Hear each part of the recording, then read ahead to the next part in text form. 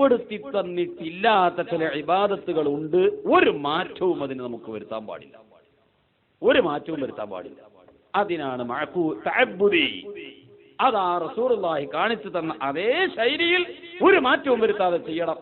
എന്നാൽ വേറെ ചില ഇബാദത്തുണ്ട്. യുദ്ധം. എന്താ അതിന്റെ ആവശ്യം? ഞാൻ പ്രസംഗിക്കണോ? യുദ്ധത്തിന്റെ ആവശ്യം എന്താ? പറയേണ്ട ആവശ്യമില്ല, എല്ലാവർക്കും തിരിഞ്ഞു. അത് പറഞ്ഞു, ലികലിമത്തുല്ലാഹി ഹിയൽ ഉൽയാ. അല്ലാഹുവിന്റെ ഇസ്ലാം എന്ന പരിശുദ്ധ കലിമത്ത് ലാ ഇലാഹ ഇല്ലല്ലാഹ്, അത് ഉയർന്നു നിൽക്കണം എപ്പോഴും. അത് ഉയർന്നു നിൽക്കണം എന്ന് വിചാരിച്ചങ്ങോട്ട് ഇറങ്ങിയിട്ട് യുദ്ധം ചെയ്യാനൊന്നും പാടില്ല. അതിനൊക്കെ ഒരുപാട് നിയമങ്ങളുണ്ട്. ആ നിയമത്തിന് വിധേയമായിട്ടേ ചെയ്യാൻ പാടുള്ളൂ. അതൊക്കെ അതിന് അവസരത്തിലേ ചെയ്യാൻ പാടുള്ളൂ. ഏതായിരുന്നാലും അതിന് ആവശ്യം വ്യക്തമാണല്ലോ. ഈ ആവശ്യം വ്യക്തമാക്കിയ ജിഹാദ് ഒരു യുദ്ധം എന്നത് ആരാധനയല്ലേ, ഇബാദത്തല്ലേ? ജിഹാദ് ഇബാദത്താണ്. എന്നാൽ ആ ഇബാദത്ത് അല്ലാഹു റസൂൽ ചെയ്ത അതേ രൂപത്തിൽ തന്നെ ചെയ്യണമെന്നൊരാൾ വാശി പിടിച്ചാൽ വലിയ പിക്കാസും കൈക്കോട്ടം തായിട് ഊരിയിട്ട് അള്ളാഹുവിന്റെ റസൂലൊക്കെ എങ്ങനെയാ പോയത്? ഇതൊരു മുടുങ്കോലി എടുത്തിട്ട് യുദ്ധത്തിനങ്ങോട്ട് പോവന്നെ. അമേരിക്ക കൊടുത്തിട്ട് ബോംബ് കണ്ടിട്ടുമ്പോ ഇതുകൊണ്ട് ഇങ്ങനെ തടുത്താൽ എന്തുണ്ടാകും? അപ്പൊ അതിന് മാറ്റം വരുത്താം. മഅഖൂലുൽ മഅനയായ ഇബാദത്തിന് മാറ്റം വരുത്തുന്നത് വിരോധമല്ല എന്ന് ചുരുക്കം. കാരണം എന്താ? ഈ സംഗതി ഇവിടെ നടക്കണം. അതിനാവശ്യമായ ഏത് മാർഗവും സ്വീകരിക്കാം.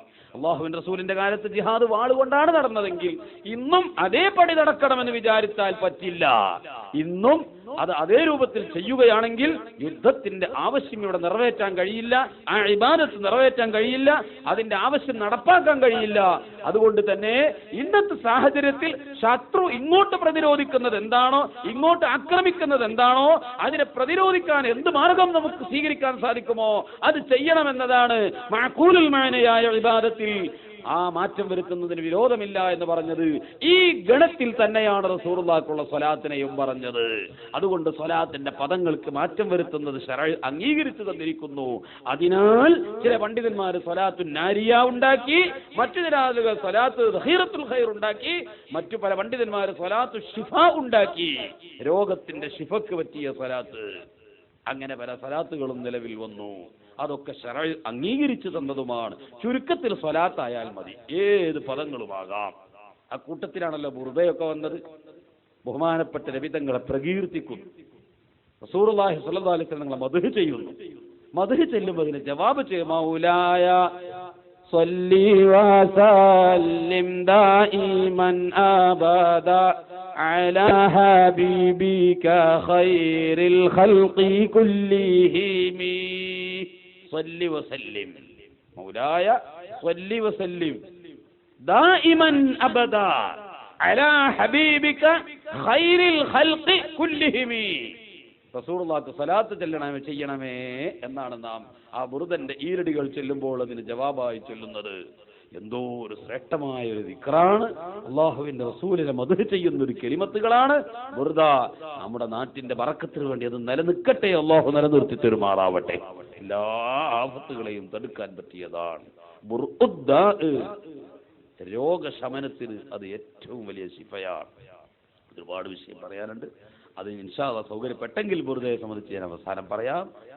ഒത്തു വന്നെങ്കിൽ ഇപ്പോൾ സ്വലാത്തിനെ സംബന്ധിച്ച് തന്നെയാവട്ടെ. ചുരുക്കത്തിൽ സ്വലാത്ത് ചൊല്ലണം, അള്ളാഹു നിർബന്ധമാക്കി വെച്ചു. ഒഴിവാക്കാൻ ഒരിക്കലും നമുക്ക് പറ്റില്ല. എപ്പോൾ, എത്ര, എങ്ങനെ, അത് ആ ആയത്തിൽ പറയാത്തത് കൊണ്ട് ആമാണത്. അത് ആ ആയത്തിൽ ഇത്ര എന്ന് പറഞ്ഞിട്ടില്ല. ഇന്ന സമയത്തേ ചെയ്യാൻ പാടുള്ളൂ, ഇന്ന രൂപത്തിലേ ചെയ്യാൻ പാടുള്ളൂ എന്ന് പറഞ്ഞിട്ടില്ല.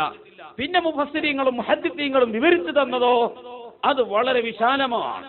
അതിന് വിശാലമായ അർത്ഥം നൽകിക്കൊണ്ട് അവർ പറഞ്ഞു, ആ കൂട്ടത്തിൽ കൂട്ടമായിരുന്നു കൊണ്ട് ചൊല്ലുന്നു, ഒറ്റക്കിരുന്ന് ചൊല്ലുന്നു, ഉച്ചത്തിൽ ചൊല്ലുന്നു, വദൂനൽ ജഹരി മിനൽ ഖൗൽ, പല വിധത്തിലും ചൊല്ലുന്നു, സിറായും ചൊല്ലുന്നു. എങ്ങനെയുമായാലും സ്വലാത്ത് ചൊല്ലിയോ അത് പ്രതിഫലമുള്ള കാര്യമാണ്. ഇനി സ്വലാത്തിനെ സംബന്ധിച്ച് ഞാൻ വേറൊന്ന് പറയും. ഞാൻ ഇന്ന് വളരെ ക്ഷീണിതനാണ്. അതുകൊണ്ട് നിങ്ങൾ വിഷമം വിചാരിക്കരുത്. കാര്യങ്ങൾ കുറച്ച് മനസ്സിലാക്കി തരാം. ആവേശമായി പ്രസംഗിക്കാൻ ഇന്ന് എനിക്ക് കഴിയുന്നില്ല. ഒരു മനുഷ്യൻ അള്ളാഹ് ചെയ്യുന്ന ഇബാദത്തുകളിൽ ഏറ്റവും ശ്രേഷ്ഠമായ ഇബാദത്ത് എന്താ? പറ മക്കളെ, ഞാൻ മാത്രം പറയല്ലേ, നിങ്ങൾ എന്റെ കൂടെ ഉണ്ട് എന്ന് തെളിയിക്കാനാ, നിങ്ങളെ ക്വസ്റ്റ്യൻ ചെയ്യാനല്ല. ഒരു മനുഷ്യൻ അള്ളാഹുവിന് ചെയ്യുന്ന ആരാധനകളിൽ ഏറ്റവും ശ്രേഷ്ഠമായ ആരാധന എന്താണ്? നിസ്കാരം. എന്താ നിസ്കാരത്തിന് അറബി പറയാ? സ്വലാത്ത് അല്ലേ? ഒരു മനുഷ്യൻ നിങ്ങൾ എന്റെ കൂടെ യാത്ര ചെയ്യണം. Face index of main. നിങ്ങളെ മുഖം മാറിയാ ഞാൻ മനസ്സിലാക്കും, അപ്പൊ എന്റെ പ്രസംഗം നിർത്തും. ഒരു മനുഷ്യൻ അള്ളാഹുവിന് ചെയ്യുന്ന ആരാധനകളിൽ ഏറ്റവും പ്രധാനപ്പെട്ട ആരാധന നിസ്കാരമാണ്. ആർക്കും തർക്കമില്ലല്ലോ. ആ ആരാധനയായ നിസ്കാരത്തിന് അറബിയിൽ എന്താ പേര്? സ്വലാത്ത്. അസ്സലാത്തു ഖൈറും മിനൻ നൗം, ഹയ്യ അലസ് സ്വലാത്ത്. കണ്ടോ, സ്വലാത്ത് എന്ന പദമാണ്. എന്നാ നോക്കൂ, മനുഷ്യരായ നാം, അള്ളാഹുവിന്റെ സൃഷ്ടികളാകുന്ന നാം, അള്ളാഹുവിന്റെ സൃഷ്ടികളിൽ ഏറ്റവും ശ്രേഷ്ഠനായ അഷ്റഫുൽ ഖൽഖിന് വേണ്ടി നാം പ്രാർത്ഥിക്കുന്ന പ്രാർത്ഥനക്ക് അള്ള വെച്ച പേരെന്താണ്? സ്വലാത്ത്. എന്തൊരു ഘടന അല്ലാഹു തആല ഘടിപ്പിച്ചത് കണ്ടോ. നോക്കൂ നിങ്ങൾ, സ്വലാത്ത് എന്ന പദത്തിന്റെ അല്ലാഹു തആല അതിനൊക്കെ കൽപ്പിച്ചിരിക്കുന്ന ബഹുമാനവും സ്ഥാനവും എത്രയാണ്. നാം അള്ളാഹുവിന് ചെയ്യുന്ന ആരാധനയിൽ വെച്ച് ഏറ്റവും ശ്രേഷ്ഠമായ അടിയങ്ങളായ സൃഷ്ടികളായ നാം യജമാനനായ റബ്ബിന് വേണ്ടി നടത്തുന്ന ആരാധനകളിൽ, അള്ളാഹു നിർബന്ധമാക്കി വെച്ച ആരാധനകളിൽ ഏറ്റവും ശ്രേഷ്ഠമായ ആരാധനയാകുന്ന നിസ്കാരത്തിന് അറബിയിൽ സ്വലാത്ത് എന്ന് പേര് അള്ളാഹു വെച്ചെങ്കിൽ അതേ പേര് തന്നെ അവന്റെ സൃഷ്ടികളിൽ അത്യുന്നതനായ അഷ്റഫുൽ ഖൽഖിന് വേണ്ടി അവന്റെ സൃഷ്ടികൾ നടത്തുന്ന പ്രാർത്ഥനക്കും വെച്ചിരിക്കുകയാണ്. അപ്പൊ നാം അള്ളാഹ്ക്ക് ചെയ്യുന്ന ആരാധനകളിൽ ഏറ്റവും ശ്രേഷ്ഠമായ ആരാധനക്ക് പറയുന്ന പേര് തന്നെയാണ് നാം നബിതങ്ങൾക്ക് നടത്തുന്ന പ്രാർത്ഥനക്കും വെച്ചിരിക്കുന്നത്. അള്ളാഹു അതിൽ ഒരു കുഴപ്പവും കണ്ടില്ല. എടാ, എനിക്ക് ചെയ്യുന്ന ആരാധനന്റെ അതേ പേര് എന്റെ ഹബീബിന് നടത്തുന്ന ആ പ്രാർത്ഥനക്കും വെച്ചുപോയാൽ അതെങ്ങനെയെങ്കിലും ആർക്കെങ്കിലും വല്ല ഈമാനിക തകരാറും വരുത്തുമോ? അള്ളാഹു ചിന്തിക്കുക പോലും ചിന്തിച്ചില്ല. അള്ളാഹു അത് തീരുമാനിച്ചില്ല. അള്ളാഹു എന്ത് തീരുമാനിച്ചു? അങ്ങനെ തന്നെ കിടക്കട്ടെ എന്ന് തീരുമാനിച്ചു. എനിക്ക് എന്റെ ഹബീബ്, എന്റെ സൃഷ്ടി ചെയ്യുന്ന ആരാധന എന്ത് പേരാണോ ഞാൻ ഇഷ്ടപ്പെട്ടത് അതേ പേര് തന്നെയാവട്ടെ എന്റെ ഹബീബിന് വേണ്ടി അവരെ നടത്തുന്ന പ്രാർത്ഥനക്കും എന്ന് അള്ളാഹു തീരുമാനിച്ചത് കൊണ്ടല്ലേ നാം അള്ളാഹുവിന് വേണ്ടി നിസ്കരിക്കുന്നു, സ്വലാത്ത് ചെയ്യുന്നു, നാം റസൂലുള്ളാഹിക്ക് വേണ്ടി സ്വലാത്ത് ചൊല്ലുന്നു. അത്രേ പറയാൻ കഴിയുള്ളൂ, ഇതിനർത്ഥം പറയാൻ കഴിയൂല. ഇനി ഞാൻ ഒന്നുകൂടി ചോദിക്കും. നാം ചെയ്യുന്ന ഇസ്ലാമികമായ ആരാധനകൾക്കൊക്കെ മലയാളത്തിൽ ഒരു പേര് പറയാം. നിസ്കാരം, സ്വലാത്ത് അറബിയിൽ, മലയാളത്തിൽ എന്തെന്നാ പേര് പറയാ?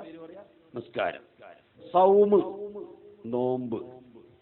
എല്ലാ ആരാധനകൾക്കും ഇതുപോലെ മലയാളത്തിലോ ഇതര ഭാഷകളിലോ ഒരു പര്യായ പദം പറയാം. എന്നാൽ ഞാൻ ചോദിക്കട്ടെ, അള്ളാഹുവിന്റെ റസൂലിന്റെ മേലിൽ നാം ചൊല്ലുന്ന സ്വലാത്ത് എന്ന പദത്തിന് മലയാളത്തിലോ ഇംഗ്ലീഷിലോ അള്ളാഹുവിന്റെ ഭൂമിയിൽ നിന്ന് സംസാരിച്ചു കൊണ്ടിരിക്കുന്ന ഏതെങ്കിലും ഒരു പദത്തിലോ ഭാഷയിലോ ഒരു പര്യായ പദം എന്ന് പറയാവോ? അവാർഡ് തരാം, ഞാൻ നിങ്ങൾക്ക് അവാർഡ് തരാം. സ്വലാത്ത് എന്ന പ്രാർത്ഥന എന്നതിന്റെ അർത്ഥം. റസൂലുള്ളാഹിക്ക് നാം ചൊല്ലുന്ന സ്വലാത്തിന് മലയാളത്തിലൊരു പദം പറഞ്ഞേ.